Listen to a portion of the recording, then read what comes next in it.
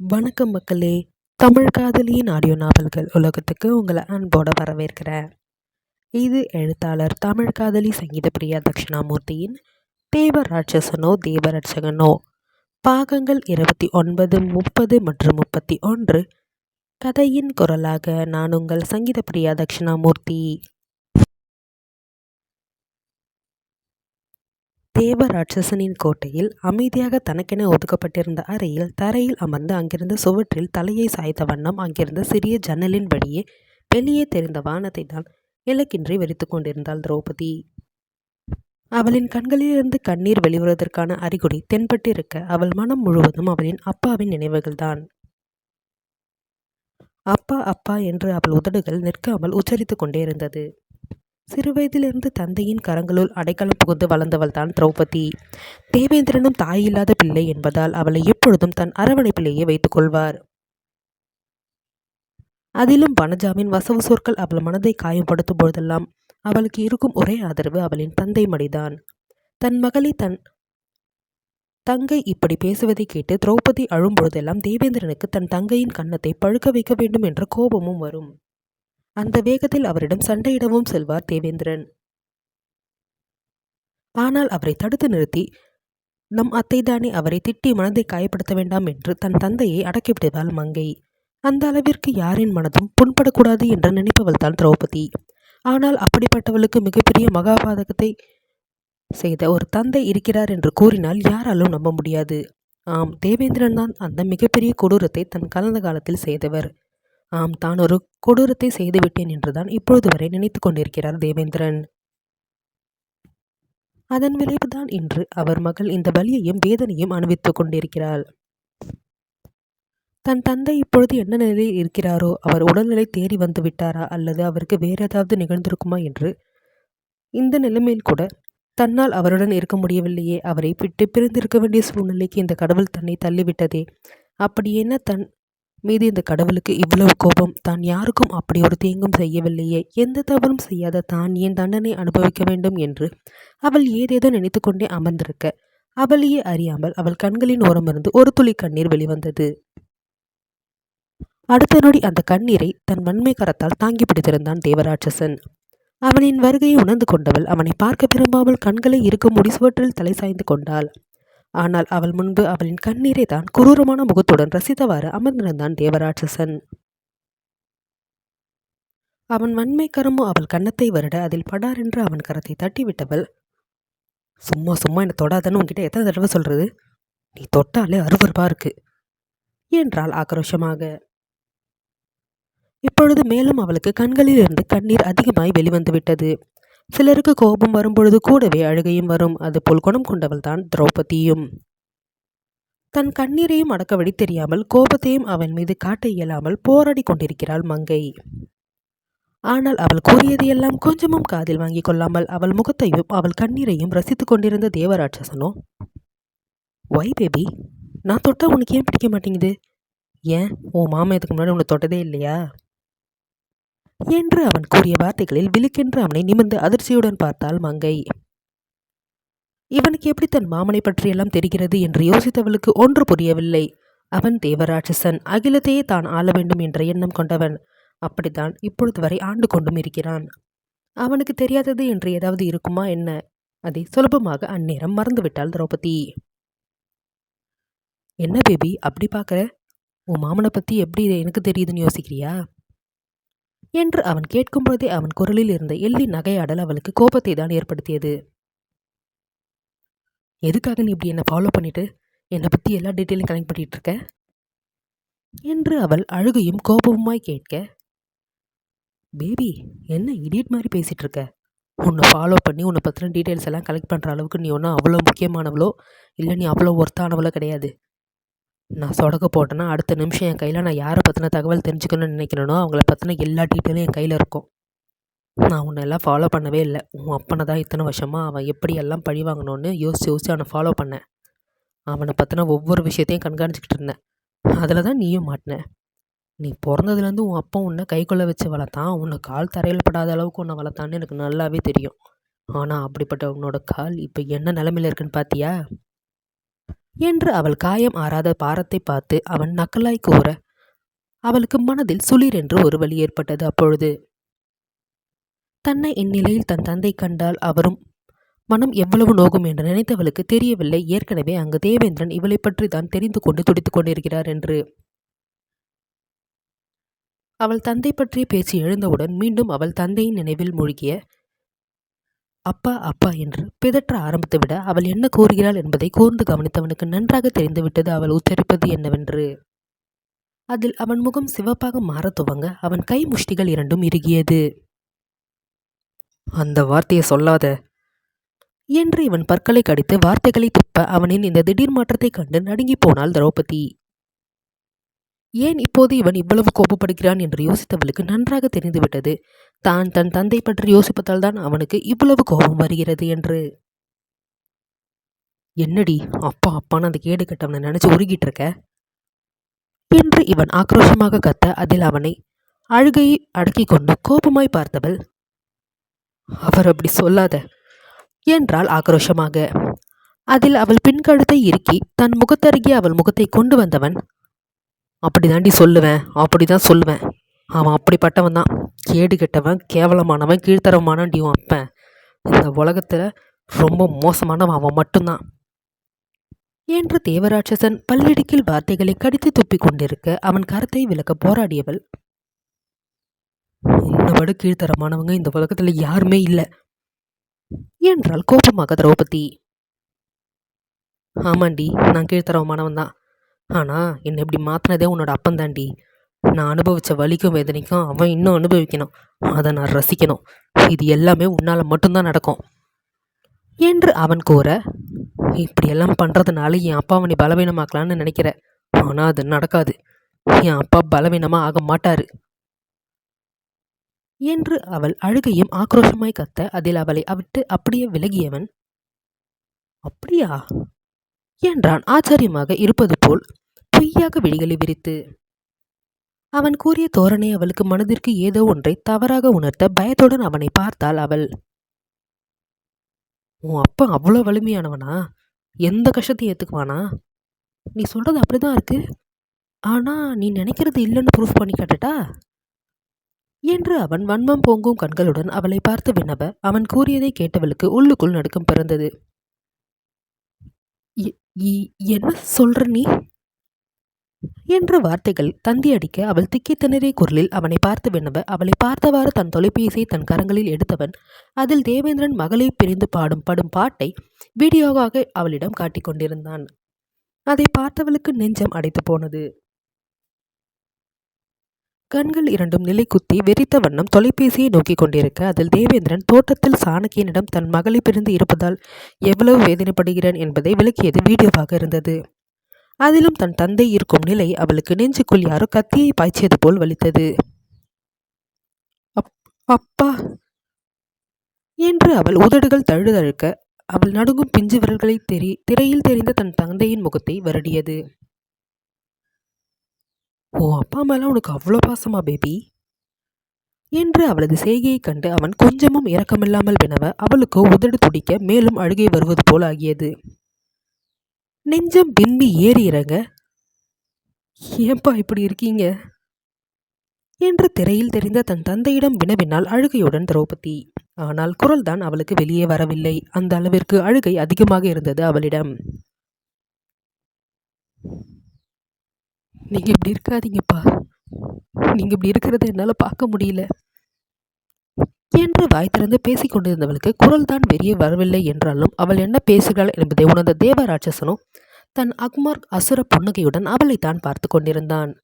இல்லை இல்லை, அவள் அழுகையை எப்பொழுதும் போல் ரசித்துக் கொண்டிருந்தான். அடுத்து என்ன நிகழப்போகிறது என்பதை அடுத்த அத்தியாயத்தில் காணலாம். தேவ ராட்சசனோ தேவ ரட்சகனோ பாகம் 30. திரையில் தெரிந்து கொண்டிருந்த தன் தந்தையின் நிலை கண்டு கண்ணீர் வடித்துக் கொண்டிருந்தாள் திரௌபதி.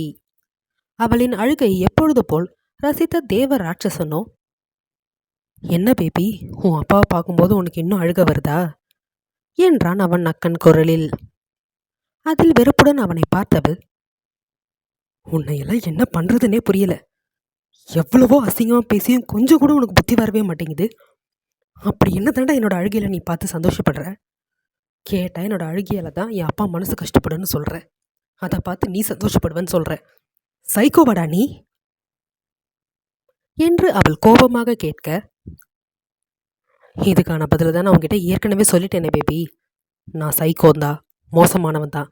இதுக்கு மேலே உனக்கு வேற என்ன தெரியணும்? உனக்கு கொடுமைப்படுத்துறதெல்லாம் எனக்கு போதவே போதாதுன்னு தோணுது. எனக்கு இன்னும் நீ நிறைய அனுபவிக்கணும்னு ஆசையாக இருக்குது. ஆனால் என்ன பண்ணுறதுன்னு தான் ஒன்றும் புரியலை என்று பொய்யாக சலித்து கொள்வது போல் அவன் கூற, பேசாமல் என்னை கொன்னுடு என்றாள் ஆக்ரோஷமாக திரௌபதி. அவள் கூறியதை கேட்டு அவனின் கூர்பார்வை இப்பொழுது அவளை தொலையிட்டது. அவனின் பார்வையில் உள்ளுக்குள் நடுக்கம் எடுக்க ஆரம்பித்தது திரௌபதிக்கு. ஆனாலும் அதை வெளிக்காட்டிக் கொள்ளாதவள் சற்று தைரியமாக இருப்பது போல் முகத்தை வைத்துக்கொண்டு, என்னை இப்படி கொஞ்சம் கொஞ்சமாக சாவடிக்கிறதுக்கு ஒரே அடியாக கொண்டுடு. என்னை சாவடிக்கிறது வீடியோவாக எடுத்து என்ன அப்பாவுக்கும் அனுப்பிடு. அதுலேயே அவரும் செத்து போயிடுவார். போதுமா? இந்த வழியை அவர் அனுபவிக்கிறது உனக்கு போதுமா என்று அவள் ஆக்ரோஷமாக கத்த, அப்படி பண்ணால் உன்னோட அப்பா உடனே செத்து போயிடுவானே பேபி. நான் அப்புறம் எப்படி அவனை பழி வாங்கிறது என்று தேவராட்சசன் சாதாரணமாக கேட்க, அவன் கூறியதை கேட்டு உடல் தூக்கி வாரி போட்டது திரௌபதிக்கு. இவ்வளவு கொடூரமானவனாக இவன் இருப்பான் என்று அவள் நினைக்கவில்லை. அதை நினைக்க நினைக்க மனம் முழுவதும் தளர்ந்து போனது அவளுக்கு. இவன் தன்னை கொல்லவும் மாட்டான், தன்னை விடவும் மாட்டான் என்று நன்றாக புரிந்துவிட்டது அவளுக்கு. என்ன பேபி, நான் உன்னை கொல்ல மாட்டேன்னு உன்னை இப்படியே வச்சிருக்கேன்னு உனக்கு கவலையா இருக்கா? ஆனால் என்ன பண்ணுறது பேபி, நீயே சாகணும்னு நினைச்சாலும் உன்னை சாவடிக்க எனக்கு தோணலையே என்று அவன் கூறும்பொழுது அவன் முகத்தில் யாராலும் அறிந்து கொள்ள மற்றும் புரிந்து கொள்ள இயலாத ஒரு உணர்வு தெரிவித்தது. ஆனால் அதை கவனிக்க தவறிவிட்டாள் திரௌபதி.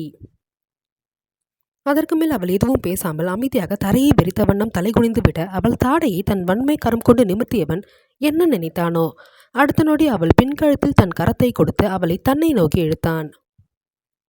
இப்பொழுதும் அவள் பொம்மை போல் அவன் எழுத எழுப்பிற்கு வர, அடுத்த நொடி ஆணவனின் வன்மையான இதழ்கள் அவளின் நெற்றியில் அழுத்தமாய் பதிந்தது.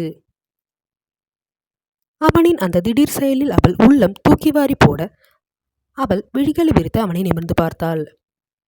அவனோ அவளை பார்த்து ஒற்றை கண்ணடித்தான் ஒரு மாதிரியாக. ஆனால் அவன் முகத்தில் எவ்வித உணர்வும் இல்லை.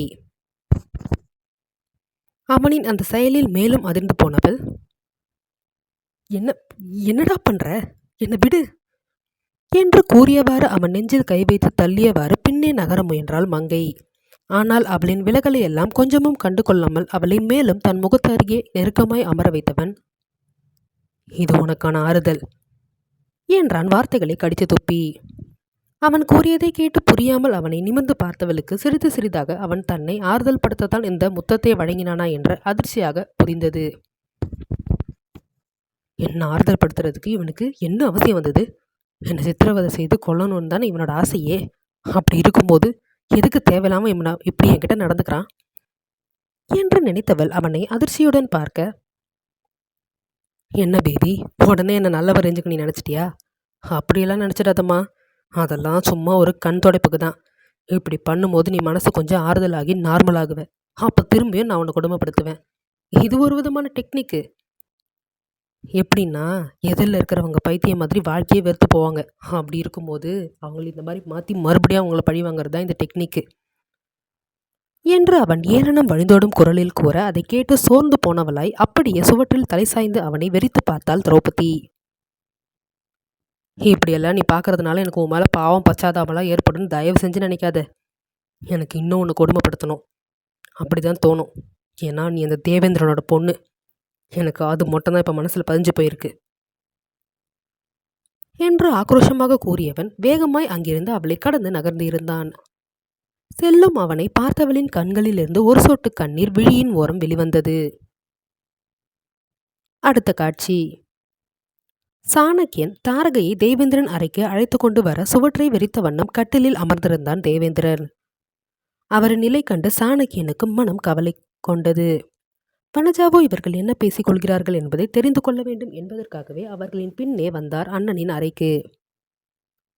தாரகை தேவேந்திரனை கண்டவள் அவரிடம் எப்படி பேசுவது என்று தெரியாமல் திணறினாள். தன் தந்தையின் நண்பர் என்று அவரை தெரிந்தாலும் அதிகமாக தேவேந்திரனிடம் தாரகை இதுவரை பேசி பழகியதில்லை. அதனாலேயே ஒரு தயக்கம் இருந்தது அவளுக்கு.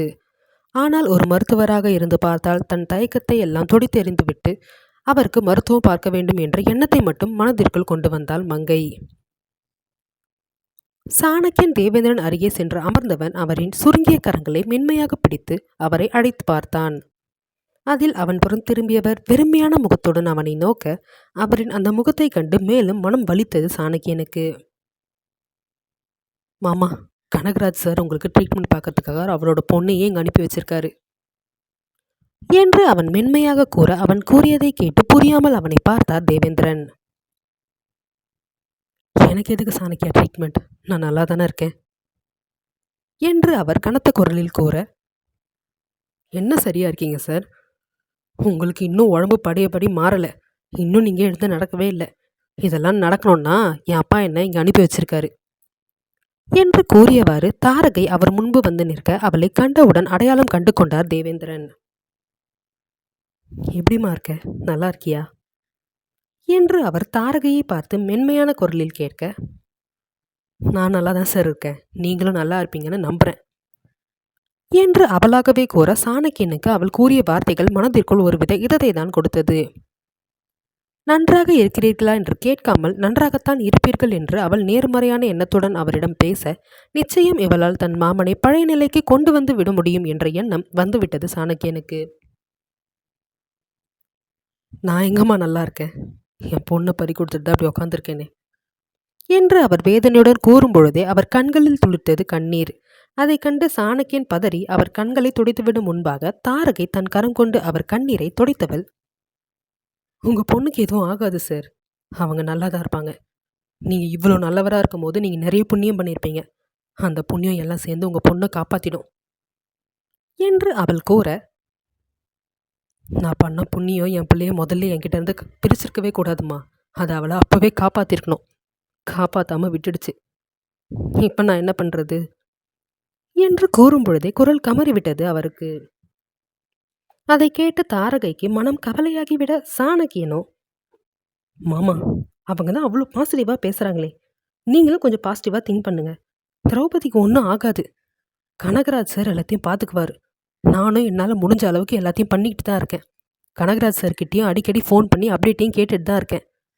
அவங்க முடிஞ்ச அளவுக்கு சீக்கிரமாக திரௌபதியை கண்டுபிடிச்சி கொடுத்துருவோன்னு சொல்லியிருக்காங்க மாமா என்று சாணக்கியன் கூற, யார் என்ன பண்ணாலும் என் பொண்ணை யாராலையும் அவகிட்ட இருந்து காப்பாற்ற முடியாது சாணக்கியா என்றார் மனதிடம் இல்லாத குரலில் தேவேந்திரன்.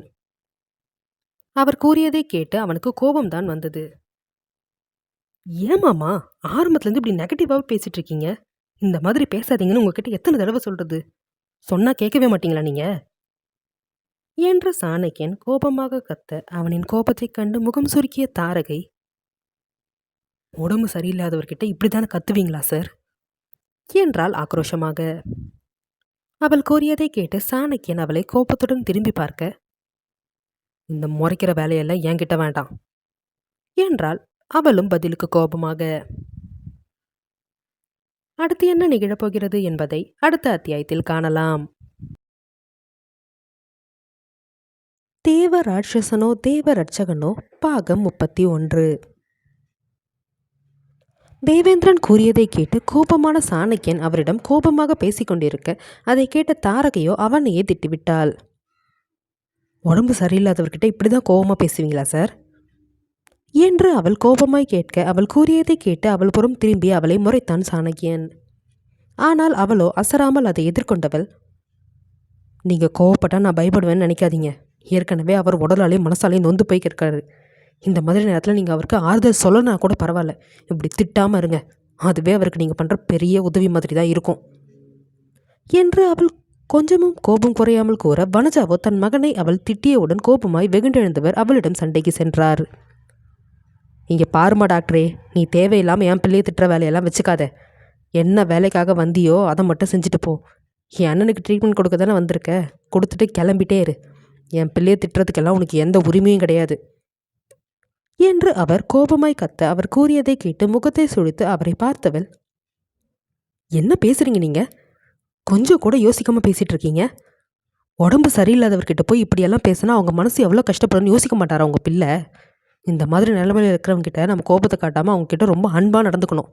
அப்போ தான் அவங்க சீக்கிரமாக உடல்நல தேறி வருவாங்க என்று தாரகை கோபமாக கூற, அதை பற்றி எல்லாம் நீ பேசாத.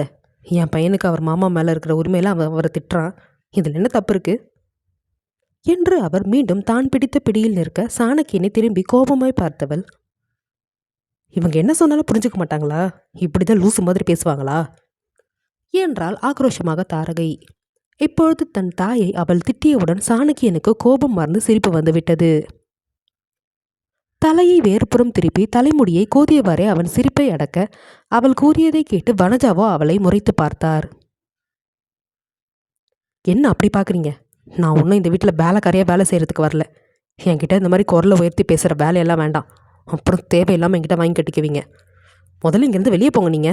நீங்கள் இருக்கிற இடம் ஃபுல்லாகவே ஒரு மாதிரி நெகட்டிவ் வைப்ரேஷனாகவே இருக்குது என்று அவள் மீண்டும் கத்த அதில் மேலும் சிறப்பை அடிக்க தயலாமல் தவித்து கொண்டிருந்தான் சாணக்கியன். ஆனால் வனஜாவோ கோபமாய் அவளை முறைத்து கொண்டு வேகமாக அந்த இடத்திலிருந்து நகர்ந்து விட்டார். அவர் சென்றவுடன் தேவேந்திரன் புறம் திரும்பிய தாரகை, இவங்க உங்கள் தங்கச்சியா சார் என்றால் முகஷெழிப்புடன் அவரிடம். அதற்கு அவர் ஆம் என்று தலையசைக்க, இவங்களையெல்லாம் கூட போன தங்கச்சியாக வச்சுக்கிட்டு நீங்கள் என்ன பாடுபடுறீங்களோ பாவம். நீங்கள் முடிஞ்ச அளவுக்கு இவங்களை விட்டு விலகியே இருங்க சார். இவங்க பேசுகிறது எல்லாமே தப்பு தப்பாக தான் இருக்குது. இவங்களையெல்லாம் கூட வச்சுட்டு ஒன்றும் பண்ண முடியாது என்று அவள் கோபமாய் கூற வேதனையிலும் சிறு சிரிப்பு வென்று வெளிவந்தது இதழின் ஓரம் தேவேந்திரனுக்கு. அவள் எப்பவுமே அப்படிதாம்மா. அவள் குணமே அதுதான். என்ன ஆனாலும் அவளோட குணத்தை அவள் மாற்றிக்க மாட்டா என்று தேவேந்திரன் கூற, அப்போ இந்த மாதிரி இருக்கிறவங்ககிட்ட இருந்து நம்ம விலகி தான் சார் இருந்தாகணும். வேறு வழி கிடையாது. இல்லை தேவையில்லாமல் நம்மளுக்கு ஏதாவது ஒரு விஷயத்தில் குடைச்சல் கொடுத்துக்கிட்டே இருப்பாங்க என்று தாரகை கோபமாக கூற சாணக்கியனோ அவளை முறைத்தவன், என் அம்மாவை பற்றி இப்படி பேசுகிறத முதல்ல நிறுத்து. அவங்க சொன்ன மாதிரி என்ன வேலைக்கு மதியோ அதை மட்டும் பார்த்துட்டு சீக்கிரமாக இங்கேருந்து போ. அதே மாதிரி என் மாமாவையும் குணப்படுத்திடு. அதை மட்டும் நீ பண்ணால் போதும். வேறு எதுவும் நீ பண்ண தேவையில்ல என்று அவளிடம் கூறியவன் தேவேந்திரனை திரும்பி பார்த்து, இங்கே பாருங்க மாமா, எல்லாத்தையும் முதல்ல நெகட்டிவாக யோசிக்காதீங்க. நீங்கள் தைரியமாக இருந்தால் தான் நாங்களும் தைரியமாக இருப்போம். அதை முதல்ல மனசில் வச்சுக்கோங்க என்று கூறிவிட்டு அவன் அந்த அறையிலிருந்து வெளியேறிவிட்டான். செல்லும் அவனை முறைத்து கொண்டு நின்று இருந்தாள் தாரகை. அடுத்த காட்சி. எப்பொழுதும் போல் வீட்டில் தனக்கென ஒதுக்கப்பட்டிருந்த வேலைகளை எல்லாம் செய்து கொண்டிருந்தாள் திரௌபதி. சமையலறையில் அவள் ஏதோ வேர்வை விறுவிறுக்க சமைத்து கொண்டிருக்க ஹால் சோஃபாவில் கால் மேல் கால் போட்டு அமர்ந்தவாறு தன் கையில் இருந்த அந்த மிக விலை உயர்ந்த துப்பாக்கியை துடைத்து கொண்டிருந்தான் தேவராட்சசன். அந்நேரம் அவன் முன்பு நின்று இருந்த அவனின் பாதுகாவலன் ஒருவனோ, பாஸ், இந்தியாவில் இருக்கிற ஒரு முக்கியமான கம்பெனிக்கு அவங்களோட பாடி கார்ட்ஸுக்கு பிஸ்டல் தேவைப்படுதுன்னு சொல்லியிருக்காங்க. அதை நம்மளால் செஞ்சு கொடுக்க முடியுமான்னு உங்ககிட்ட கேட்டிருக்காங்க என்று அவன் கூற அதை கேட்டு அவனை நிமிர்ந்து பார்த்தவன், ஆர்டர் போடுற மாதிரி பேசுகிறானா இல்லை ரெக்வஸ்ட்டாக கேட்குறானா என்றான் அவனை பார்த்து கடுமையான குரலில் தேவராட்சசன். அவன் கூறியதை கேட்டு புரியாமல் அந்த பாதுகாவலன் முழிக்க அவனை இப்பொழுது தெனாவெட்டாய் பார்த்த தேவராட்சசனோ, அந்த கம்பெனியோட ஓனர்கிட்ட எப்படி பேசினா? எனக்கு நீங்கள் செஞ்சு கொடுத்தாகணும்னு ஆர்டர் போடுற மாதிரி பேசுகிறானா இல்லை செஞ்சு கொடுக்க முடியுமான்னு ரெக்வஸ்ட்டாக கேட்குறானா என்றான் இப்பொழுது தெளிவாக ஆனவன். இப்பொழுது நன்றாக அதை புரிந்து கொண்ட அவனின் பாதுகாவலனோ, உங்ககிட்ட ஆர்டர் போட முடியுமா பாஸ்? அப்படி ஆர்டர் போட்டால் தான் நீங்கள் விட்டுடுவீங்களா? அடுத்த நிமிஷமாக அவன் இருக்கிற இடம் தெரியாமல் அழிஞ்சு போயிடுவான்ல. அதனால தான் பயத்தோடு தான் செஞ்சு கொடுக்க முடியுமான்னு ரெக்வஸ்ட் பண்ணி கேட்டிருக்காங்க என்றான் அந்த பாதுகாவலன். அவனோட டீட்டெயில்ஸ் எல்லாம் எனக்கு தேவைப்படுது. அவன் என்ன கம்பெனி ரன் பண்ணுறான், அந்த கம்பெனி நேம் என்ன, என்ன பர்பஸ்க்காக அவன் பிஸ்டல் கேட்குறான், என்ன மாதிரி மாடல் பிஸ்டல் அவனுக்கு தேவைப்படுது, இது எல்லாத்தையும் எனக்கு டீட்டெயில் அனுப்பு. முதல்ல அவனோட பேக்ரவுண்ட் என்னங்கிறது எனக்கு தெரியணும். அதுக்கப்புறம் தான் என்னால் ஒரு டிசிஷன் எடுக்க முடியும் என்று தேவராட்சசன் கூற, இதையெல்லாம் சமையலறையில் நின்று கேட்டுக்கொண்டிருந்த திரௌபதிக்கு இவன் என்ன வேலை செய்து கொண்டிருக்கிறான் என்ற கேள்வி மனதிற்குள் உதித்தது. என்னது இது, துப்பாக்கி வேணும்னு இவங்கிட்ட கேட்குறாங்க, அப்போ இவன் என்ன தொழில் பண்ணுறான் என்று ஏதோ யோசித்து கொண்டே அவள் சமையல் செய்து கொண்டிருக்க அந்நேரம் யாரோ தொண்டையை செருமும் சத்தம் கேட்டது அவளுக்கு. அதில் அவன் அங்கு வந்து விட்டான் என்பதை உணர்ந்து கொண்டவள், கடவுளே, இவன் எங்கே போனாலும் என்னை விட மாட்டானா? இப்படி உயிரை வாங்குறானே என்று மனதிற்குள் சலித்து கொண்டவள் மீண்டும் சமையலில் கவனமானாள். என்ன பேபி, நான் என்ன வேலை பார்க்குறேன்னு தெரியாமல் உன் மண்டை பிச்சுக்குதா என்று கைகளை மார்புக்கு குறுக்கே கட்டிக்கொண்டு சமையலறை வாசலில் சுவற்றில் நின்று சாய்ந்த வண்ணம் அவளை பார்த்து கொண்டிருந்த தேவராட்சசன் தெனாவெட்டாக கேட்க அதில் நெஞ்சம் தூக்கி வாரி போட திரும்பி அவனை பார்த்தவள், மனசை படிக்கிறதுக்கு ஏதாவது நீ தனியாக படிப்பு படிச்சிருக்கியா என்ன என்றால் விழிகளை உருட்டிய வண்ணம். அவள் கூறியதை கேட்டு அவன் புருவம் சுருக்கி நீ என்ன கூறுகிறாய் என்பது போல் அவளை பார்க்க, அது இல்லை, எப்பயுமே நான் என்ன மனசில் நினைக்கிறேனோ அது கரெக்டாக சொல்கிறேன், அதான் அப்படி கேட்டேன் என்றால் ஒருவித நடுக்கத்துடன் எங்கே இதற்கும் சேர்த்து வைத்து தன்னை ஏதாவது பாடாய்படுத்தப் போகிறானோ என்ற பயத்தில். அவள் கூறியதை கேட்டு இதழ் வளைத்து ஏளனமாய் அவளை பார்த்தவன், நாம் மனுஷங்களை படிக்கிறவன்டி என்றான் எகதாளமான குரலில். அதில் விழுக்கென்று அவனை நிமிர்ந்து பார்த்தவள், என்ன சொல்ற என்றால் புரியாமல். எஸ், நான் மனுஷங்களை படிக்கிறவன். ஏன்னா நான் கடந்து வந்த பாதை அப்படி. ஒருத்தனை பார்க்கும் போதே அவன் எப்படிப்பட்டவனு என்னால் சொல்ல முடியும்.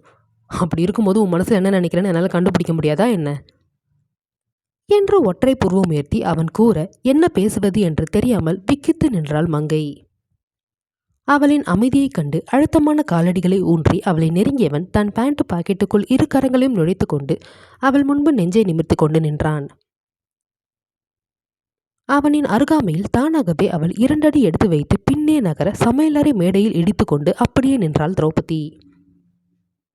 அவனை அவ்வளவு நெருக்கத்தில் பார்ப்பதற்கு அவளுக்கு இதய துடிப்பு அந்நியாயத்திற்கும் எகிரி துடிக்க மேல் மூச்சு கீழ் மூச்சு வாங்க அவனை பார்த்து முடித்து கொண்டிருந்தாள் அவள். அவள் அருகே தன் முகத்தை கொண்டு சென்றவன் அவள் உயரத்திற்கு குனிந்து, இன்னுமே நான் என்ன வேலை செய்யறேன்னு தெரியாம குழம்பிட்டு இருக்கியா என்றான் மூச்சு காற்று அவள் முகத்தில் படும் விதமாக அவளிடம் நெருங்கி தேவராட்சசன். அதில் அவள் உடலில் உள்ள அனைத்து முடிகளும் சிலிர்த்து எழுந்து கொள்ள, எதுக்கு இப்படி கிட்ட நிற்கிற, முதல்ல தள்ளி போனி என்றால் திக்கி திணறிய குரலில் திரௌபதி. அவளின் திணறலை ரசித்தவன் அவளை விட்டு விலகாமல், என்னோட தொழில் என்னன்னு நான் உனக்கு காட்டவா என்றால் நக்கல் வழியும் குரலில். கூறிவிட்டு அவள் கரத்தை தன் இரும்பு கரம் கொண்டு இறுக்கி பிடித்து கொண்டு அவளை அங்கிருந்து இழுத்து கொண்டு நகர்ந்தான் தேவராட்சசன். அவன் பிடித்த பிடியில் அவளுக்கு வலிக்க ஆரம்பிக்க, ஏய் கை வலிக்குது விடு, எதுக்கு இப்படி என்னை இழுத்துட்டு போற என்றால் அவன் கரங்களிலிருந்து தன் கரத்தை விலக்கிக்க போராடியவாறு, தேவையில்லாமல் முயற்சி பண்ணாது பேபி, நீ என்ன முயற்சி பண்ணாலும் உன்னால் என்கிட்டேருந்து தப்பிக்கவே முடியாது என்று அவன் இரட்டை அர்த்தத்தில் கூற அவன் கூறியதை கேட்டு அதிர்ந்து அவனை பார்த்தாள் மங்கை. அடுத்து என்ன நிகழப்போகிறது என்பதை அடுத்த அத்தியாயத்தில் காணலாம்.